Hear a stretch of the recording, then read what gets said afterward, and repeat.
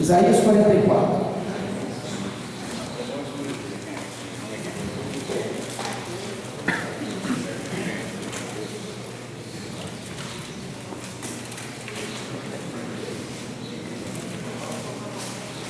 Eu estou incomodado aqui também com o nome. E eu vou, não sei se eu posso pedir uma coisa. Se vocês não ficarem bravos comigo, veja se não vai mais difícil. Se eu botar uma cadeira aqui em cima e sentar, vocês me veem? Foi Jesus. Pode ser também. Esse microfone vai até lá? Não precisa de público não. Eu só preciso de uma cadeira e uma Bíblia no carro. A minha está aqui. Não precisa de público. Público não precisa. Eu me conheço. Se eu for falar aqui agora, eu vou ficar mais incomodado com a coluna do que com o texto. Vocês todos me veem daí? Sentados aqui? Não tem problema não? Então tá, Isaías 44, 3 a 5.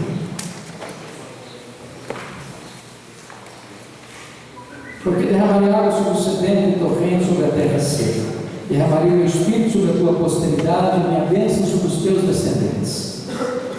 E brotarão como a erva, como salgueiro junto às correntes das águas. Um dirá: eu sou do Senhor. Outro se chamará do nome de Jacó. O outro ainda escreverá na própria mão: eu sou do Senhor. E por sobrenome tomará o nome de Israel. Eu queria partilhar com vocês 4 verdades desse texto. 4 verdades. Primeiro, é que o avivamento, o derramamento do Espírito Santo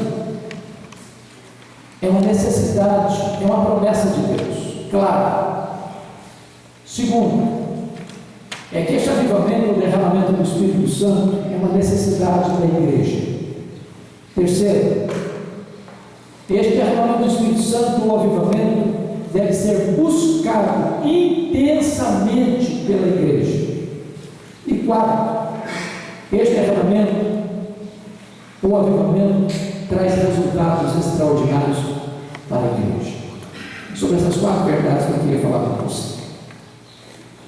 Eu estava pregando em Salvador, e naquela ocasião eu falava sobre avivamento. E quando eu terminei de pregar, uma repórter da cidade estava lá com uma entrevista. E aquela repórter olhou dentro dos meus olhos e me fez uma pergunta perturbadora. Ela me perguntou assim: o senhor crê no que prega? O senhor crê no que prega? Eu respondi para ela: é claro que eu creio no que prega. E ela, tanto quanto cética, respondeu assim: mas o senhor crê que ainda hoje Deus possa visitar uma igreja, impactar uma igreja, impactar uma cidade, influenciar uma nação inteira? Eu disse: eu creio nisso.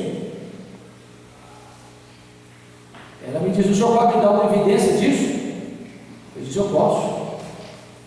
E eu citei para essa moça o que aconteceu na Inglaterra no século XVIII. Vocês todos sabem que, por influência do iluminismo, naquela época, poucos pregadores acreditavam que a Bíblia fosse palavra de Deus. As igrejas estavam vazias. Pregadores descomprometidos pregavam sermões mortos para auditórios sonolentos. A igreja parecia um par de ossos secos. Ninguém mais acreditava que a igreja pudesse reerguer-se das cinzas.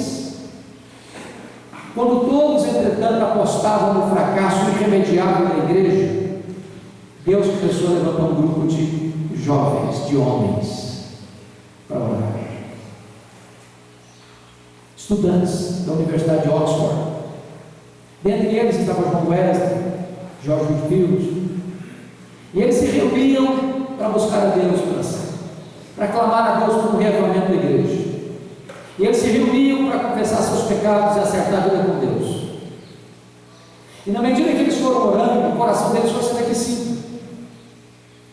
E foi uma vigília de oração, de 31 de dezembro de 1739, às 3 horas da madrugada, quando o Espírito Santo veio com poder sobre eles. Eles ficaram cheios do Espírito Santo. E eles se levantaram daquela reunião de oração para pregar com muita ousadia, graça e poder. As igrejas que estavam vazias se encheram de pessoas famintas de Deus. As igrejas não comportavam mais, elas foram para a rua. E nas praças as pessoas disputavam um lugar para ouvir com muito interesse a palavra de Deus. Esse avivamento varreu a Inglaterra. Dezenas, centenas de milhares de pessoas salvas. Os historiadores chegam a afirmar que foi este avivamento inglês que salvou a Inglaterra do banho de sangue da Revolução Francesa. Irmãos, eu creio nisso firmemente, que Deus ainda hoje pode trazer sobre nós este mesmo fato. Quando o Espírito Santo foi derramado lá em Jerusalém, Pedro se levantou e disse: essa promessa não é apenas para vós, é para os vossos filhos, para aqueles que estão longe, para quantos o Senhor, nosso Deus, chamar. E aqui nós temos a base para isso. Primeiro, é que este avivamento é uma promessa de Deus. Veja comigo o verso 3. Porque derramarei água sobre o sedento, torrente sobre a terra seca, derramarei meu espírito sobre a tua posteridade e a minha bênção sobre os teus descendentes. E esta promessa tem dois aspectos. Primeiro, é uma promessa segura. E quem está prometendo não é um homem, não é um concílio eclesiástico. Quem está prometendo é o próprio Deus. E quando Deus fala, Deus faz. Quando Deus faz, ninguém pode impedir sua mão de fazer. É Deus que está dizendo: derramarei. E é curioso que, mesmo quando há hostilidade, oposição a essa obra de Deus, ela não deixa de avançar. Por exemplo, o Sinédrio tentou impedir o crescimento da igreja, prendendo, açoitando, intimidando os apóstolos. Os imperadores romanos tentaram impedir o avanço dessa obra, queimando os crentes em praça pública, jogando-os nas arenas para serem comidos pelas feras. Mas quanto mais sangue se derramava, mais essa igreja crescia. Na Inglaterra, por exemplo, vocês se lembram disso? Em 1547, com a morte precoce de Eduardo VI, quando Eduardo VI assumiu o governo da Inglaterra, com apenas 10 anos de idade, ele era herdeiro de seu pai Henrique VIII, os líderes protestantes da Inglaterra pensaram: chegou a hora da gente implantar a reforma na Inglaterra. Quem eram os líderes? Hitler, Latimer, Cranmer. Tudo fazia crer que a igreja iria se estabelecer definitivamente na Inglaterra, a igreja reformada. Até porque vocês sabem que o anglicanismo foi criado não por convicção doutrinária, mas por conveniência pessoal do rei Henrique VIII. Mas Eduardo VI morre precocemente, com 16 anos de idade, em 1547. Assume o governo da Inglaterra sua irmã Maria Tudor, conhecida como Maria Sanguinária. E a primeira coisa que essa mulher fez, Maria Tudor, foi levar para estaca e queimar em praça pública os líderes do protestantismo: Hitler, Latimer e Cranmer. Uma chacina na Inglaterra, banho de sangue na Inglaterra. Muitos tiveram que fugir da Inglaterra para ocupar sua vida. Quis a providência de Deus que ela morresse cedo, 5 anos depois. E quando ela morre, o que acontece? Assume o governo da Inglaterra sua irmã Elizabeth. Um longo governo, de 1558 a 1603. E o primeiro decreto de Elizabeth é determinar a volta dos foragidos para a Inglaterra. E eles já tinham tido contato com a reforma do continente, retornam à Inglaterra fazendo 4 exigências: queremos uma igreja com teologia pura, com liturgia pura, com governo puro, com vida pura.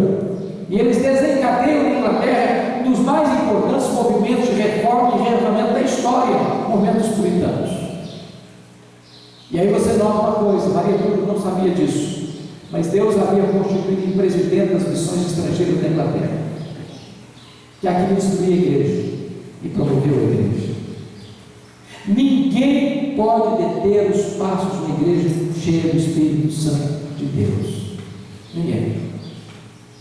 Mais do que isso, irmãos, esta promessa, além de ser segura, ela é também abundante. Veja o verso 3: derramarei do meu Espírito torrentes sobre a terra seca.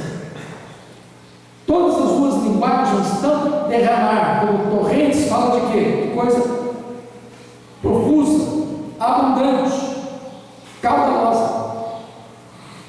Eu não sei se você pensa assim, mas nós presbiterianos somos muito assim, cautelosos. Isso é bom, isso é bom. Mas às vezes a nossa cautela se torna uma blindagem, e nós julgamos e achamos que tudo quanto Deus quer fazer em nós e através de nós é aquilo que nós já experimentamos, e nós colocamos a nossa experiência como o limite último da ação de Deus. Há algumas coisas que eu vejo na Bíblia que me impressionam muito. Por exemplo, eu não sei se você já olhou com atenção Efésios 3,19. Para mim está ali a oração mais ousada da Bíblia. Paulo estava preso e ele ora pela igreja, dizendo assim: para que sejais tomados, não de Deus, não da plenitude de Deus, mas para que sejais tomados de toda a plenitude de Deus. A pergunta é: quem é Deus? Se você e eu recordássemos agora os atributos que só Deus tem, os atributos incomunicáveis de Deus, que atributos nós mencionaríamos? Deus é autoexistente, Deus é imenso, Deus é infinito, Deus é eterno, Deus é imutável, Deus é onipotente, Deus é onipresente, Deus é onisciente, Deus é transcendente, Deus é soberano, Deus é maior que todo o universo. O tamanho do universo nos espanta profundamente. Como é que você e eu vamos ser tomados, frágeis vasos de barro, de toda a plenitude de Deus? Aí você pensa: Paulo está delirando na cadeia. Mas no verso 20, em seguida, ele diz assim: ora, aquele que é poderoso para fazer, não mais, não muito mais, mas infinitamente mais do que tudo quanto pensamos ou pedimos, conforme o seu poder que opera em nós. A Ele seja agora na igreja de Cristo Jesus, agora e eternamente. Ou seja, Deus tem mais para nós, infinitamente mais. É promessa dele.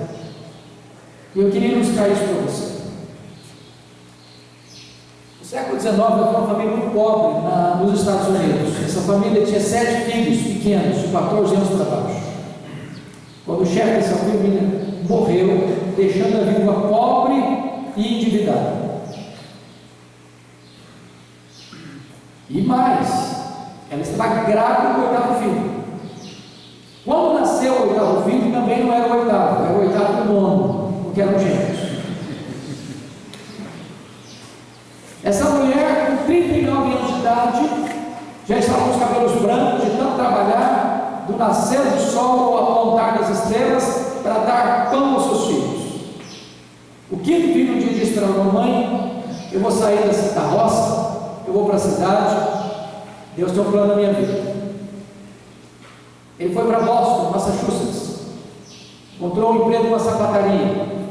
Um dia o seu professor de escola bíblica dominical foi lá no trabalho dele, o senhor Edward Kimball, e ganha esse menino para Cristo lá no trabalho dele. Um dia esse rapaz está numa igreja e o pregador diz assim: o mundo está para ver o que Deus pode fazer com um homem totalmente entregue nas suas mãos. E diz: meu Deus, eu quero ser esse homem. Um dia ele caminhava em Nova York, para Wall Street, quando de repente o Espírito Santo vem com poder sobre ele. Ele sai correndo, entra numa casa, fecha a porta, se ajoelha. Ele disse que o Espírito Santo foi derramado com tamanha profusão sobre ele, que ele Ele parecia que sentia que ondas elétricas penetravam pelo seu corpo. Ele disse que ele que desse para ele todo o ouro do mundo em troca daquela experiência que ele rejeitaria. Quando ele se levantou, ele nunca mais foi o mesmo. A história da América nunca mais foi a mesma. Esse homem era de Dwight Lyman Moody, o maior avivalista de todos os tempos, que a partir dali levou a Cristo mais de 500.000 pessoas. Nosso Deus é o mesmo, nosso Deus pode fazer o mesmo. Ele prometeu e Ele é fiel para cumprir. Mas note, em segundo lugar, que esse texto fala de que o avivamento também, além de promessa, é uma necessidade nossa. Veja de novo o verso 3: que derramarei água sobre o sedento, no reino sobre a terra seca, derramarei meu espírito sobre a tua posteridade e a minha bênção sobre os teus descendentes. Há muitos signos do Espírito Santo na Bíblia: o vento, o hálito, o fogo, o azeite, a pomba, a água. Por que aqui a água é símbolo do Espírito Santo? Para nos ensinar pelo menos duas lições. Tem outras, eu não vou entrar nelas hoje. Primeiro, não tem vida sem água. Você pode ter a melhor terra, você pode ter a melhor semente, você pode ter o melhor adubo, os melhores insumos, a melhor tecnologia. Se não tiver água, a semente morre mirrada no ventre da terra. O que significa isso? Você pode ter estrutura bonita, você pode ter tecnologia sofisticada, você pode ter pregadores cultos, você pode ter músicos de qualidade superlativa, você pode ter a eloquência dos anjos. Sem o Espírito Santo não tem vida na igreja. Eu tenho que concordar com o pregador batista Charles Haddon Spurgeon quando ele diz assim: é mais fácil acreditar que um leão tornar-se vegetariano do que eu acreditar que uma alma sequer possa ser salva sem a obra do Espírito Santo de Deus. O que significa então isso, irmãos? Nós precisamos depender mais do Espírito Santo de Deus. Não é por força, não é por poder, é pelo meu Espírito, diz o Senhor dos Exércitos. Segundo lugar, a água é necessária para purificar. E aqui eu não sei se você concorda comigo, mas eu tenho rodado pelo Brasil afora. Eu já tenho pregado em mais de 1000 igrejas das mais diversas denominações. E a sensação que eu tenho é que nós estamos vivendo um tempo em que há uma pálida, fragílima consciência de pecado. Qual foi a última vez que você viu uma pessoa se quebrantando, confessando os seus pecados? Qual foi a última vez que você viu aquilo que os puritanos chamavam de agonia do arrependimento? Eu acho que a igreja brasileira está se secularizando a passos largos. Você olha para o Evangelho e você não sabe mais diferenciar o que é um crente e um crente, pela sua postura, pelas suas atitudes, pelas suas palavras, pelos seus gestos. Eu não sei aqui no centro-oeste brasileiro, mas por onde eu ando, eu encontro os pastores se queixando muito, por exemplo, das festas de casamento. Pois, gente, o negócio está bravo. Está bravo. Você sai da igreja, onde teve um culto, onde a palavra foi pregada, onde hinos e cânticos foram entoados a Deus. Você vai para o rico cerimonial e lá o mal quebra, mas quebra mesmo. A música que rola lá não tem nada a ver com Deus mais. Bebida alcoólica se serve todas. Acendem-se as luzes com uma boate moderna e o povo de Deus cai na pista de dança e volta para casa com as pernas trôpegas, bêbados. Nada tem nada a ver. Eu tenho conversado com líderes de igreja que têm que buscar seus filhos, suas filhas, adolescentes, 3, 4 horas da madrugada na boate, na balada, e acham que tudo é normal. Nada tem nada a ver mais. Eu creio firmemente que nós precisamos do Espírito Santo. Porque é o Espírito Santo quem convence do pecado, da justiça e do juízo. Só o Espírito Santo pode produzir em nós quebrantamento, irmãos. E a igreja vai impactar o mundo quando ela começar a viver uma vida de santidade, chorar pelos seus pecados, acertar a sua vida com Deus. No passado, a igreja apontava os pecados do mundo. Hoje, parece que o mundo está apontando os pecados da igreja. A igreja evangélica brasileira hoje é mais conhecida na mídia pelos seus escândalos que pela sua piedade. Nós precisamos do Espírito Santo para trazer sobre nós quebrantamento, arrependimento. É o que a Bíblia nos ensina. Se o meu povo, se chama pelo meu nome, se humilhar e orar e me buscar e se converter em seus maus caminhos, então eu ouvirei os céus, perdoarei os seus pecados, sararei a sua terra. Mas uma terceira verdade desse texto que eu quero destacar é que o avivamento, irmãos, que nós precisamos tanto, precisa ser buscado intensamente pela igreja. Confira o verso 3 de novo comigo.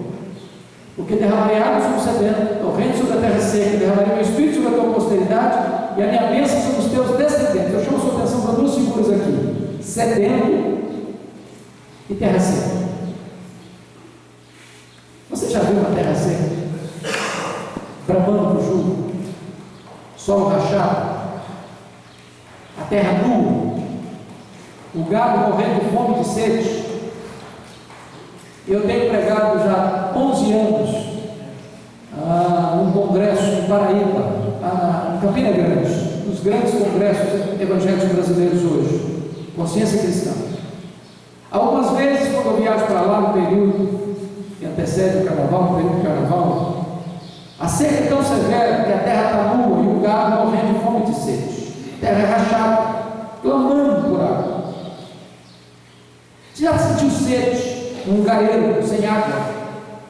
O desespero que é, porque a sede é diferente da fome.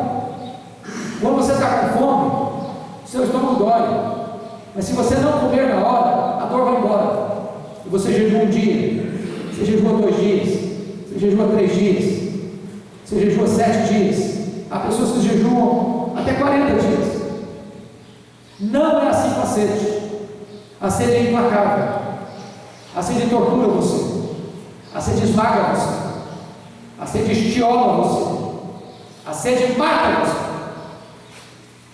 Sabe como nós vamos experimentar o avivamento? Quando nós tivermos sede de Deus. Sede de Deus.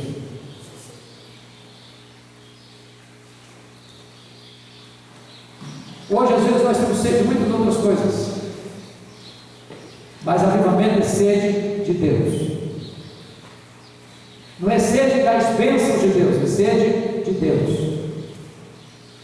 É por isso, queridos, que nunca houve, nem no registro bíblico, nem nos anais da história, nenhum avivamento que não tenha sido precedido por oração. Oração.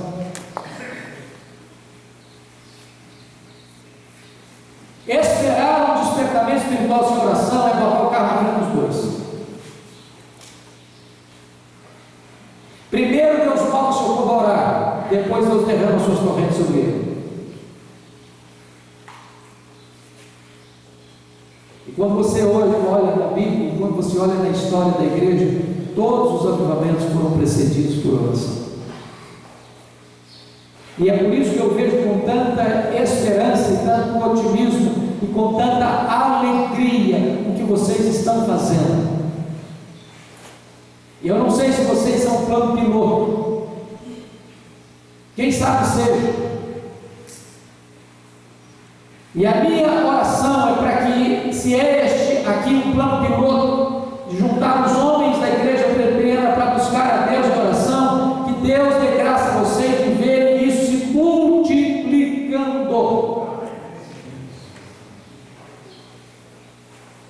Porque não há esperança para a igreja, a não ser que ela pare e busque a Deus em oração. Eu estive em 1991, visitando a missão Coaçaçapã. E se vocês ainda não leram o livro que o pastor Augusto Nicodemos, vocês devem conhecer um pouco, transcreveu, chamado Reavivamento na África do Sul. Quem já leu esse livro? 3, 4 pessoas, 5.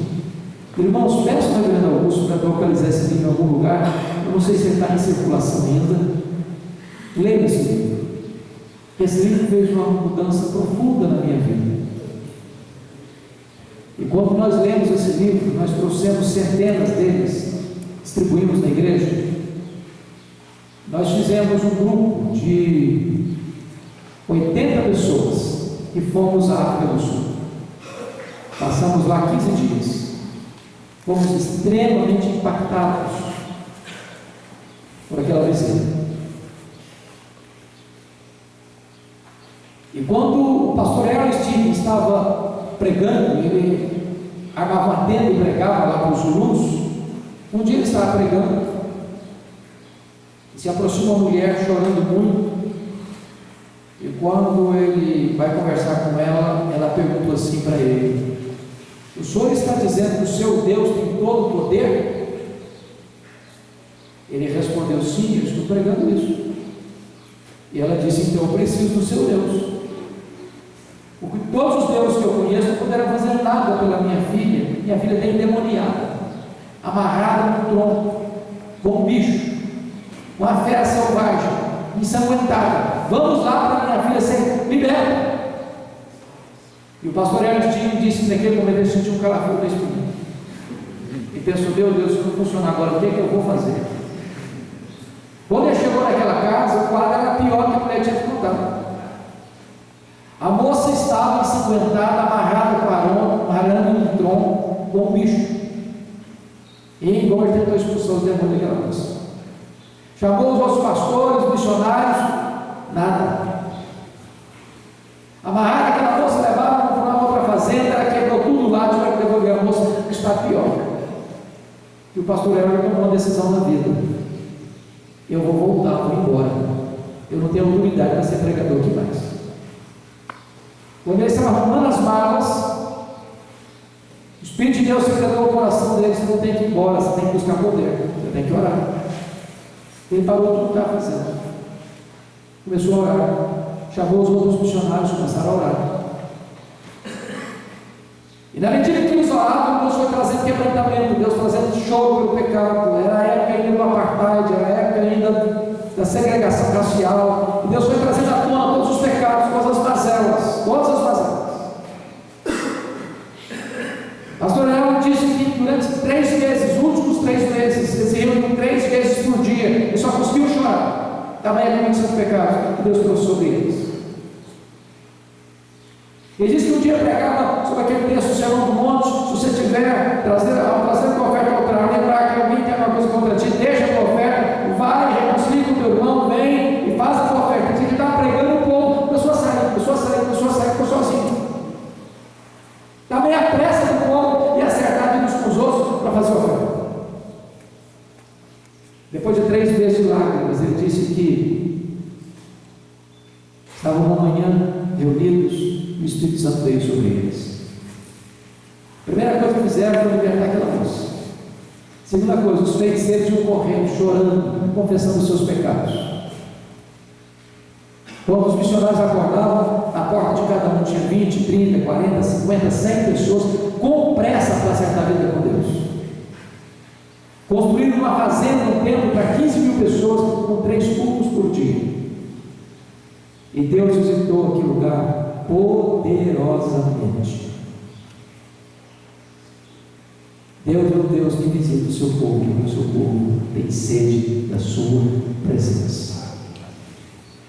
Eu creio nisso. Persevere. Mas eu quero concluir dizendo que quando Deus visita o seu povo, um resultado extraordinário acontece. O primeiro resultado que acontece está no verso 4 ali, é o crescimento numérico expressivo. Os teus descendentes brotarão como a erva, como salgueiro das correntes das águas. Irmãos amados, nós estamos no Brasil há 100 e 56 anos. Se nós somarmos os presbiterianos todos do Brasil, talvez cheguemos a 2 milhões. A igreja presbiteriana chegou na Coreia 28 anos depois que chegou aqui. Eles lá são mais de 10 milhões de membros.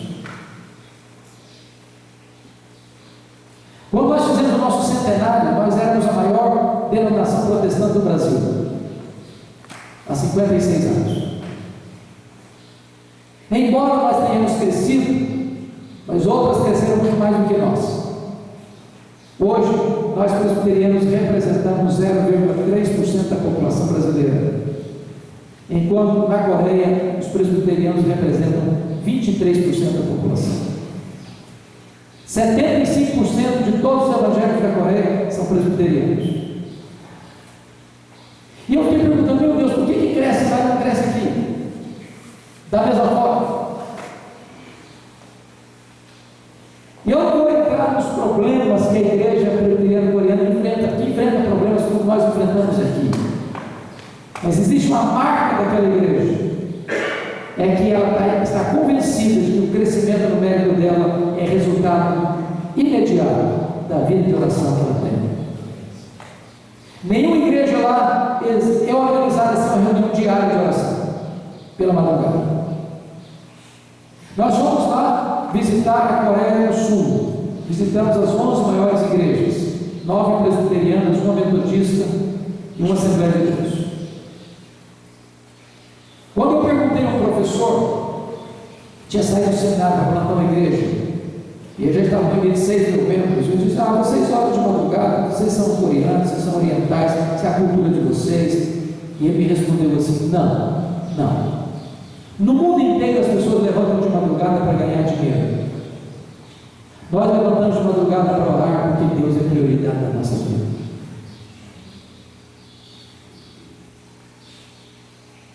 Nós somos uma igreja metodista, uma igreja com 82 mil membros. O pastor que plantou a igreja era o pastor da igreja. Perguntamos qual o segredo do crescimento. Ele respondeu assim: o segredo do crescimento dessa igreja é oração. Ele diz: no sábado, eu saio de manhã, vou para a montanha de oração da igreja. Eles têm os acampamentos, montanhas de oração. Ele diz: no sábado eu não tenho contato com mais ninguém, eu só falo com Deus. No domingo de manhã eu desço na montanha de oração, direto para o culto. Quando eu prego, isso é mais simples, mas os corações se derretem. Uma igreja com 82 mil membros. Oração é prioridade. Eu achei curioso, nós fomos na igreja hoje, surgiram uma série de problemas lá, mas não veio o caso aqui. Na igreja do Yangpo Yangshu, uma igreja que está com 57 anos, com mais de 700 mil membros. Mas duas coisas me chamaram a atenção daquela igreja. Nós estávamos 82 pastores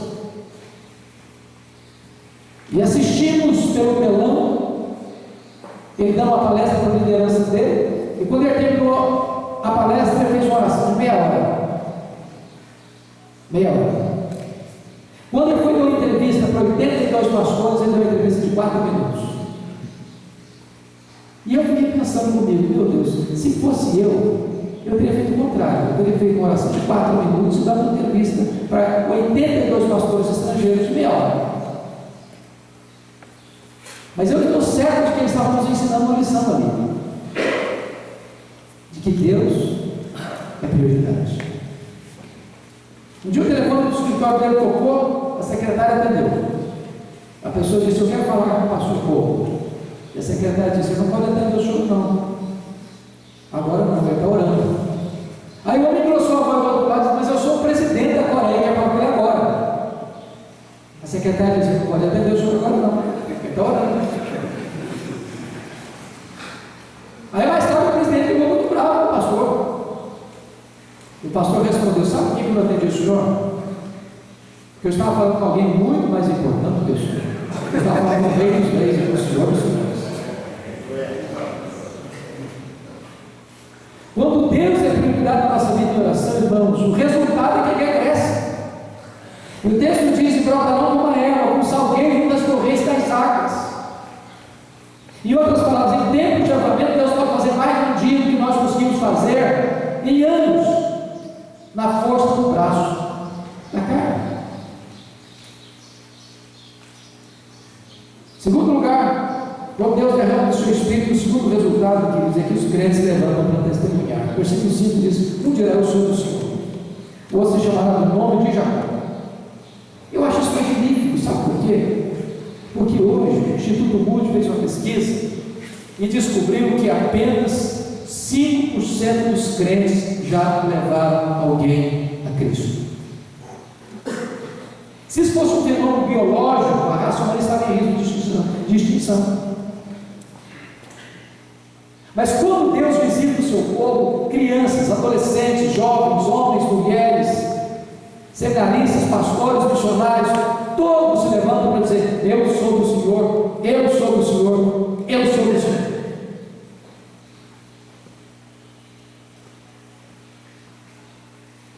Talvez você tenha argumento assim: bom, mas eu sou um homem, é claro, mas eu não fiz seminário, eu fiz instituto bíblico, eu não estudei teologia, eu tenho dificuldade para falar em público.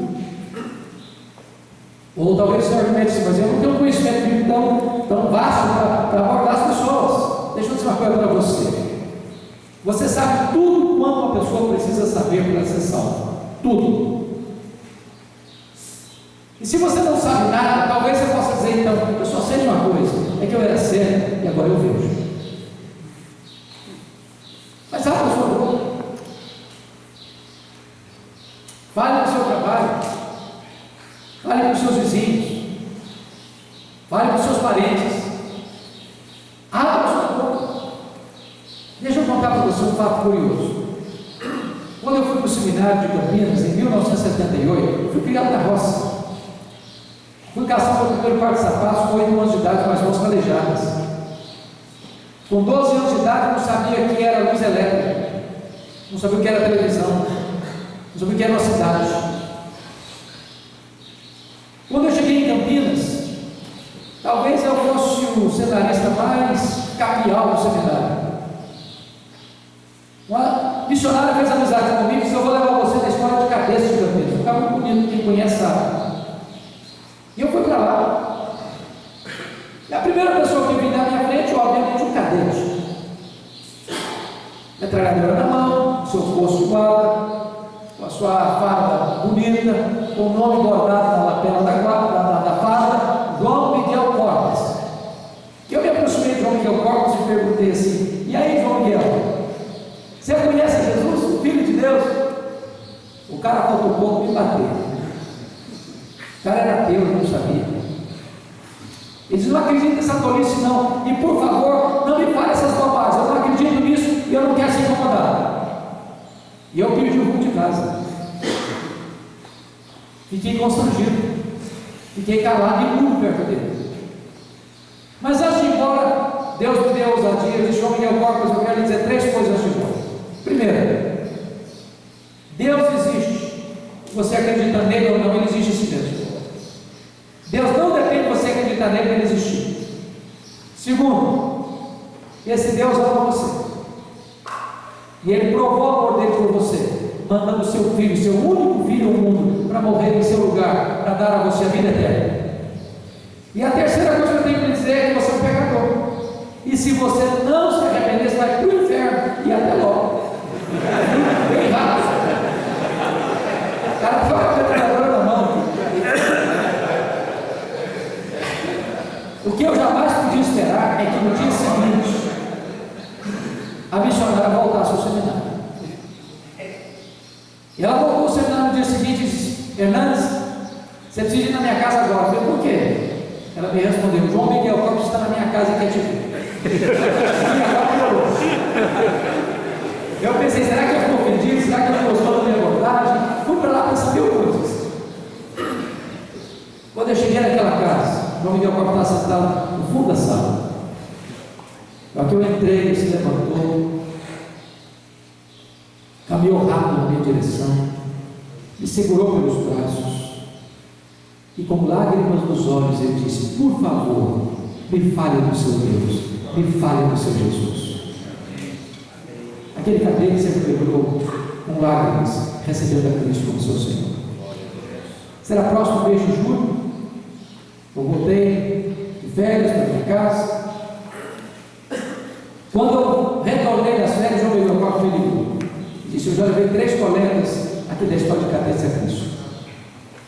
Acompanhei o João Miguel Costa durante o ano, o tempo que eu fiquei em Campinas. Depois eu perdi o contato com ele. Há 2 anos pregando na Cepal, lá em Águas de Lindóia, alguém se aproxima de mim e pergunta assim: você tem notícia de João Miguel Borges? Disse: não, eu queria saber a notícia dele. Ele me respondeu: eu sou amigo dele. Mas me conta então como é que está a vida dele. Ele me disse assim: João Miguel Borges está concorrendo ao generalato, vai ser general. Segundo, João Miguel Borges é pastor, ele é ministro do Evangelho, ele é pastor da Assembleia de Deus. Uma semana depois eu estava pregando na igreja presbiteriana Vila Mariana em São Paulo. Lá estava João Miguel Borges com a sua esposa. Para dar um abraço. Há poucos dias eu fui em Santos, onde ele mora, para jantar com a família dele. E ele me contando quantas coisas lindas Deus fez nele e através dele. E aqui ele me ensinou uma lição: abra a sua boca e Deus a encherá. Não é o seu conhecimento, não é a sua eloquência, não é a sua metodologia, é o poder do Evangelho de Cristo Jesus. Eu termino aqui dizendo que o Evangelho traz um último resultado. Não apenas testemunho verbal, mas também testemunho de vida.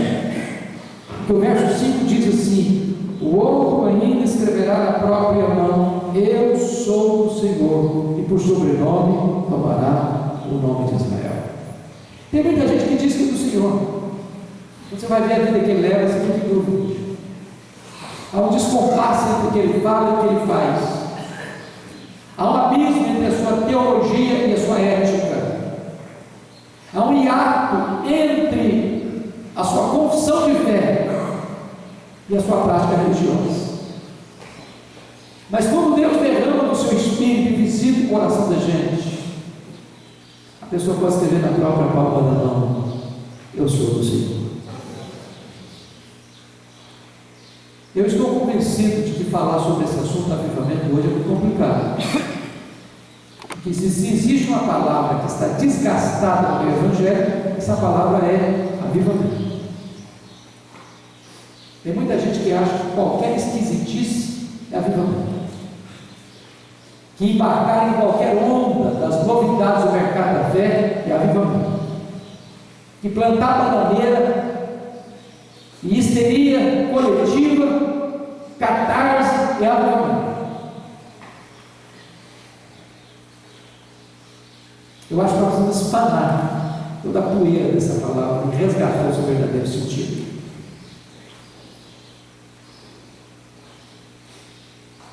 Nós precisamos de um avivamento que traga um choque ético para a igreja.